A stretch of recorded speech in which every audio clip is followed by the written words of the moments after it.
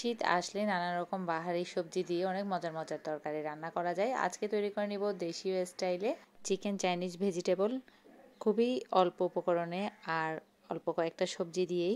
এই তো পেঁপে, ফুলকপি, গাজর, আলু এগুলোকে এভাবে কিউব করে কেটে নিয়ে এই কয়েকটা সবজি দিয়ে এটাকে খুব দারুণভাবে তৈরি করে নেওয়া যায়। এখানে আমি একটি পাত্রে দিয়ে দিব তেল, এর সাথে দিয়ে দিব পেঁয়াজকে আমি কিউব করে কেটে নিব পরিমাণ মতো তেল দিয়ে নিয়ে।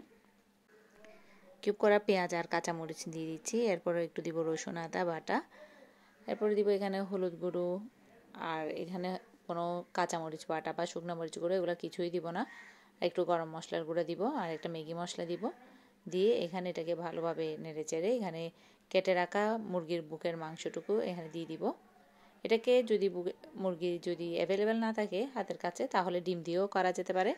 ডিম দিয়েও এটি খুবই মজার হয়, শর্টকাট পদ্ধতি আর কি। তো এখন এটাকে ঢেকে দিব, কিছুক্ষণ সিদ্ধ হওয়ার পর এখানে দিয়ে দিব সেই কেটে রাখা সবজিগুলো, সবগুলো একসাথে দিয়ে দিব আর পরিমাণ মতো পানি দিয়ে এটাকে সিদ্ধ হতে বসিয়ে দিব। ক্যাপসিকাম যদি হাতের কাছে অ্যাভেলেবেল থাকে তাহলে ক্যাপসিকামও দেওয়া যেতে পারে, ক্যাপসিকাম দিলেও খুবই মজার হয়। মোট কথা শীতের সবজি যত বেশি দিবেন বা যত রকম নানা রকম শীতের সবজি আছে সব কিছু দিয়ে এই ভেজিটেবলটা খুবই মজার হয়। তো এখানে সব কিছু দিয়ে আমি এখানে নেড়ে চেড়ে ঢাকনা দিয়ে বসিয়ে দিলাম। কিছুক্ষণ সিদ্ধ হওয়ার পর এখানে কর্নফ্লাওয়ার নিয়ে অল্প একটু পানি দিয়ে গুলিয়ে এটাকে আমি এর মধ্যে দিয়ে দিব।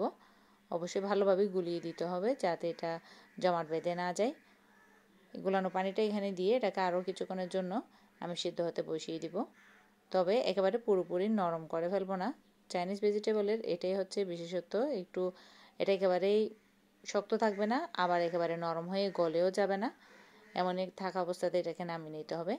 এই তো এটাকে এখন আরও কিছুক্ষণের জন্য এইভাবে নেড়ে চেড়ে এটা আরেকটুখানি শুকিয়ে আসলে এটাকে বন্ধ করে দিব। তো দেখতে খুবই সুন্দর তৈরি হয়ে গেল দারুণ মজার চাইনিজ ভেজিটেবল, শর্টকাট পদ্ধতিতে দারুণ মজার রেসিপি। কেমন হয়েছে জানাবেন। আল্লাহ হাফেজ।